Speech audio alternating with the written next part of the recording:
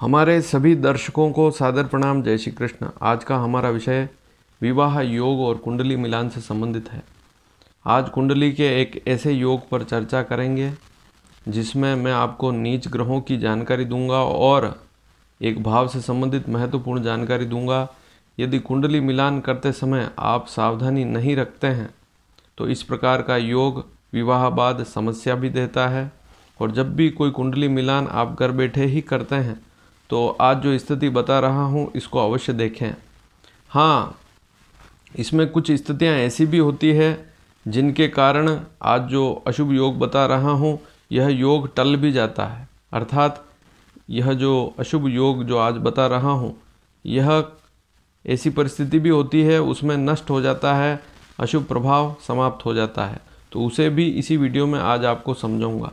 तो सबसे पहले यदि आप पहली बार इस चैनल को देख रहे हैं तो हमारे इस चैनल को सब्सक्राइब अवश्य करें और यदि यह वीडियो आपको पसंद आए तो इसे शेयर भी ज़रूर करें। तो यहाँ पर आप कुंडली से इस विषय को समझ सकते हैं। आपकी जो कुंडली है, कुंडली में आपको लग्न कुंडली ही देखनी है, अन्य कोई भी कुंडली नहीं देखनी है। तो लग्न कुंडली खोलें और देखें, इसमें 3 भाव बहुत महत्वपूर्ण भाव होते हैं। एक तो दूसरा भाव, एक दूसरे से ठीक 5वां भाव अर्थात छठा भाव, और छठे से 5वां भाव 10वां भाव। लेकिन आज बात करेंगे दूसरे भाव की। वैसे तो कुंडली में किसी भी भाव को आप देखते हैं तो उस भाव से 5वां भाव त्रिकोण भाव कहलाता है। जैसे लग्न धर्म है, दूसरा भाव अर्थ है, तीसरा भाव काम है, चौथा भाव मोक्ष है। और इसी प्रकार से वापस 5वां भाव धर्म का है, छठा भाव अर्थ का है, फिर 7वां भाव काम का है और 8वां भाव मोक्ष का है। इसी प्रकार से वापस 9वां भाव, नवम भाव जिसे हम धर्म का भाव वैसे भी कहते हैं, तो नवम भाव धर्म का भाव है। 10वां भाव अर्थ पैसा उसका भाव है और 11वां भाव काम का भाव है, आपकी जो भी कामनाएं हैं इच्छाएं हैं उनका भाव है, और 12वां भाव मोक्ष का भाव है। तो आज चर्चा करेंगे दूसरे भाव, छठे भाव और 10वें भाव। इसमें विशेषकर दूसरे भाव की बात करेंगे। ये तीनों भाव एक दूसरे से त्रिकोण कहलाते हैं, दूसरा भाव, छठा भाव और 10वां भाव। अगर ये 3 भाव दूषित नहीं हैं तो बहुत सी स्थितियाँ अपने आप ही सही हो जाती है, व्यक्ति को जीवन में कोई कमी नहीं रहती है। क्योंकि दूसरा भाव भी अर्थ का भाव है, पैसे का भाव है, जमा पूंजी का भाव है। छठा भाव भी अर्थ का भाव है, आपके व्यवहार का भाव है, आपके मित्रों का भाव है। यदि अच्छे मित्र हैं, आपका व्यवहार अच्छा है तो जीवन में मित्रों का सुख भी मिलता है। यदि छठा भाव अच्छा नहीं है तो जीवन में फिर लोगों से शत्रुता होती है, वैर भाव रहता है, आपका व्यवहार अच्छा नहीं है तो सारी स्थितियां खराब हो जाती है। और 10वां भाव यह भी अर्थ का भाव है। यदि आप काम करेंगे तो आपको पैसा भी मिलेगा, आपका मान सम्मान भी बढ़ेगा। तो 10वां भाव पद का भाव है, मान प्रतिष्ठा पद, इसका भाव 10वां भाव है। तो दूसरा भाव जो है कुंडली का उस पर हमेशा ध्यान रखना चाहिए और उससे 5वां भाव छठा, फिर छठे भाव से 5वां, वापस 10वां, ये तीनों आपस में त्रिकोण कहलाते हैं। तो इसी प्रकार से हम त्रिकोण स्थितियां समझते हैं। तीनों अर्थ के भाव हैं। छठा भाव यदि पीड़ित है तो व्यक्ति के जीवन में संघर्ष बहुत ज़्यादा होता है, उसको जितना पैसा चाहिए नहीं मिल पाता है। तो छठे भाव में भी ऐसी स्थितियां बनती है तो समस्याएं रहती है। 10वां भाव कमज़ोर है या बहुत बुरी स्थिति में है, वहाँ पर नीच का ग्रह है, बुरी स्थिति है, तो 10वें भाव से भी हम मान सम्मान पद को देखते हैं। व्यक्ति संघर्ष करता है लेकिन उसके हाथ में अर्थ पैसा नहीं आ पाता है। दूसरा भाव जो है वह बहुत ही महत्वपूर्ण भाव है विवाह में, क्योंकि दूसरा भाव वाणी का भाव है। आप जिससे विवाह कर रहे हैं यदि उसकी वाणी ही अच्छी नहीं है, उसका स्वभाव ही अच्छा नहीं है तो फिर जीवन भर झगड़ना पड़ता है और फिर उससे कोई लाभ भी नहीं मिलता है।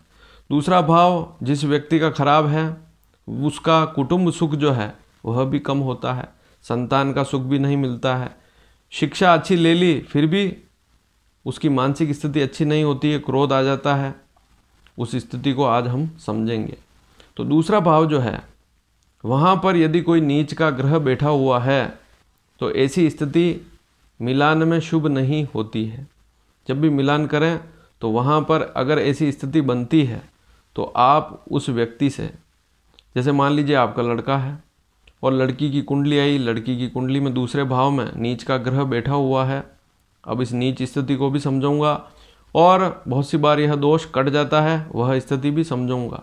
दूसरे भाव में नीच का ग्रह बैठा हुआ है लड़की की कुंडली में, तो उस लड़की का व्यवहार कैसा है, उससे बातचीत करें 2-4 बार, तभी पता लगेगा।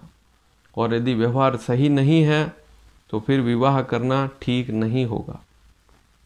दूसरा भाव, उसमें नीच ग्रह बैठा हुआ है, तो 7वें भाव से, जैसे मान लीजिए कोई लड़का है, उसकी कुंडली में दूसरे भाव में नीच का ग्रह बैठा हुआ है, तो जो पत्नी है उसका भाव 7वां होता है और 7वें भाव से दूसरा भाव 8वां पड़ता है। आप गिने अगर 7वें भाव से तो दूसरा भाव 8वां पड़ता है।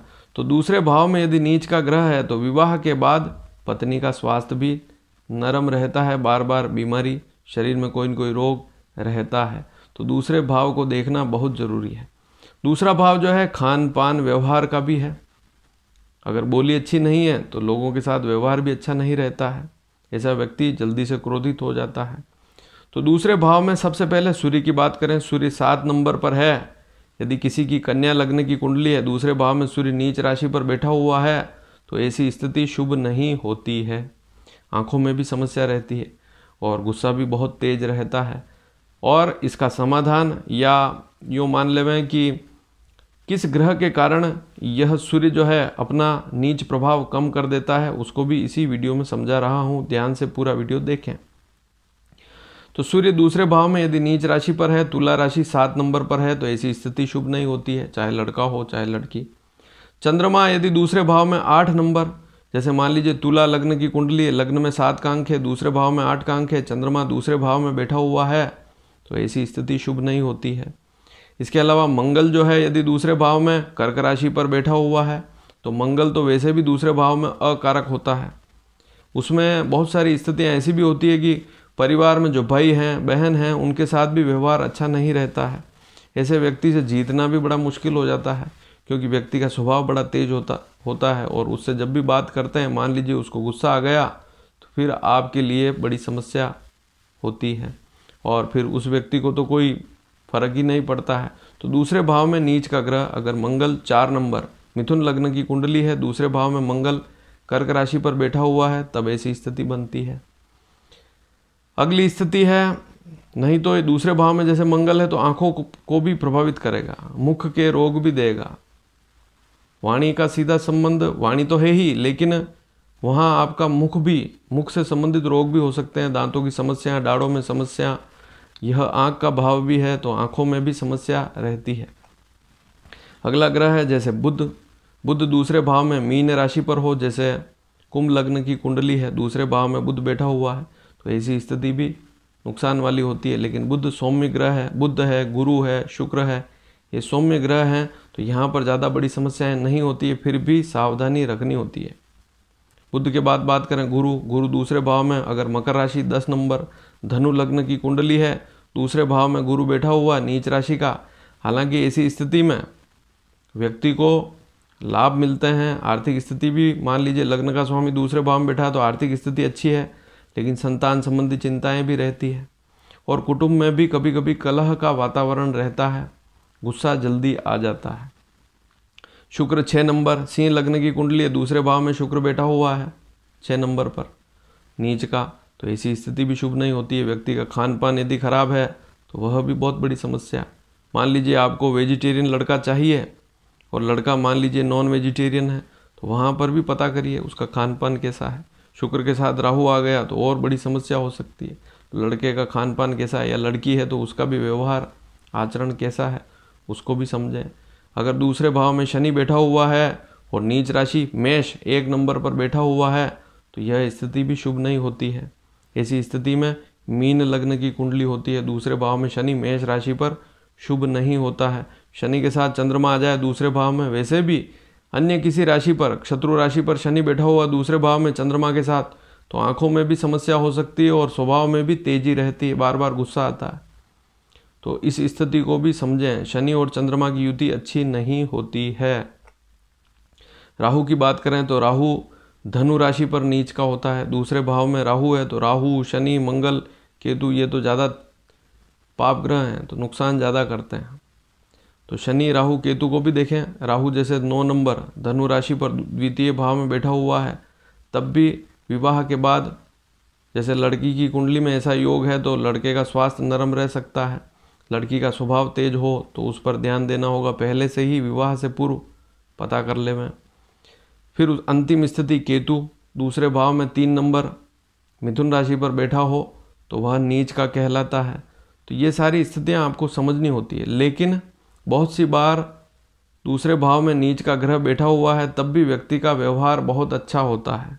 अब इसका कारण क्या है, इसको भी समझें। जब तक इसको नहीं समझेंगे, एक स्थिति को ही देखेंगे, एक तरफा ही देखेंगे, तो आपको सारी बातें अशुभ दिखेगी। दूसरी स्थिति भी समझें कि जो दूसरा भाव है, मान लीजिए जैसे 7 नंबर तुला राशि पर सूर्य बैठा हुआ है दूसरे भाव में, लेकिन वहाँ पर आप शुक्र को देखें। दूसरे भाव का स्वामी कौन है? शुक्र। शुक्र यदि कुंडली में कहीं पर भी, जैसे छठे, 8वें, 12वें भाव में तो थोड़ी दूषित अवस्था होती है, लेकिन उसके अलावा भी किसी भाव में बैठा हुआ है और वहाँ पर मित्र राशि पर है, जैसे शुक्र के मित्र कौन कौन है? बुध है, शनि है। तो बुध की जैसे कन्या राशि तो नीच की राशि हो जाती है, लेकिन उसके अलावा जैसे शुक्र मिथुन राशि पर है, मकर पर है, कुंभ पर है, मित्र राशि पर है, तो यह स्थिति ज़्यादा अशुभ नहीं होती है। इसको भी आप समझ लें। लग्न में कोई शुभ ग्रह बैठा हुआ है, लग्न का स्वामी लग्न में ही बैठा हुआ है, अच्छी स्थिति में है, तब भी व्यक्ति के व्यवहार में फर्क आ जाता है। उतना अशुभ प्रभाव उस ग्रह का नहीं मिल पाता है। तीसरी स्थिति, दूसरे भाव में जो ग्रह बैठा हुआ है नीच का, उसकी अगर दशा आने वाली है तब उसकी स्थिति ज़्यादा खराब होती है, तब वह ग्रह अपने ज़्यादा बुरे रिजल्ट देता है। इस बात को भी समझें। मान लीजिए किसी ग्रह की दशा ही नहीं है, दूसरे भाव में नीच राशि पर है, तो स्थितियाँ उतनी खराब नहीं होती है। इस बात को भी समझें।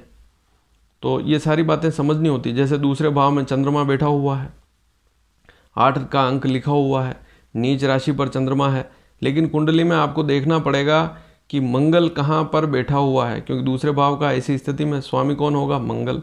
यदि मंगल अच्छी स्थिति में है कुंडली में, तो चंद्रमा नीच का होकर भी जो व्यक्ति का स्वभाव है उसमें उतना खराबी नहीं करेगा, उसका स्वभाव उतना बुरा नहीं होगा।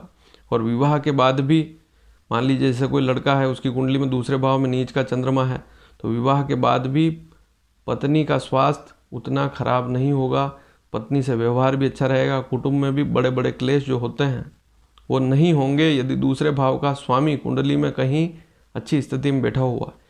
जैसे मंगल, गुरु, सूर्य, चंद्रमा ये चारों आपस में मित्र हैं, तो इनकी राशियां आपस में मित्र होती है। इन राशियों पर ही है तो मित्र स्थिति में है। बुध, शुक्र, शनि तीनों मित्र हैं, तो इनकी जो राशियां बनती है वहाँ पर ये ग्रह बैठे हुए हैं बुध, शुक्र, शनि, तो वहाँ बुरी स्थिति नहीं होती है। अब विवाह योग में भी देरी बनती है। अक्सर हम देखते हैं कि शादी नहीं हो रही, सप्तम भाव में कोई पाप ग्रह नहीं है, लग्न में भी कोई पाप ग्रह नहीं, लेकिन दूसरे भाव को भी देखना पड़ता है। दूसरा भाव परिवार में वृद्धि का भाव है, नया सदस्य जुड़ता है, दूसरे भाव को देखना पड़ता है। तो दूसरे भाव में अगर शुभ ग्रह बैठे हुए हैं, शुभ स्थिति है, तो समस्या नहीं होती है, लेकिन नीच का ग्रह बैठा हुआ है तो वह भी विवाह में देरी करता है। और वहाँ पर उस नीच ग्रह के उपाय भी करने होते हैं। जैसे सूर्य बैठा हुआ तो सूर्य के जाप करवा सकते हैं, मंगल बैठा हुआ है तो मंगल के जाप करवा सकते हैं, चंद्रमा बैठा हुआ है तो चंद्रमा के दान और जाप करवा सकते हैं, राहु बैठा है तो राहु के दान जाप करवा सकते हैं, शनि बैठा हुआ तो शनि के जाप करवा सकते हैं। तो ये सारी स्थितियाँ समझनी होती है। तो दूसरे भाव पर भी ध्यान अवश्य देवें। और दूसरे भाव में यदि नीच का ग्रह है तो व्यक्ति से विवाह करने से पूर्व 4-5 बार मीटिंग करें, बातचीत करें। अगर उसका स्वभाव थोड़ा तेज लगता है, रूखा स्वभाव लगता है, छोटी छोटी बातों पर क्रोधित हो जाता है, तो फिर वैसा विवाह फिर बाद में जाकर समस्या देने वाला होता है। तो ये छोटी सी जानकारी थी, आपको अच्छी लगी हो तो इसे शेयर अवश्य करें। धन्यवाद। जय श्री कृष्ण।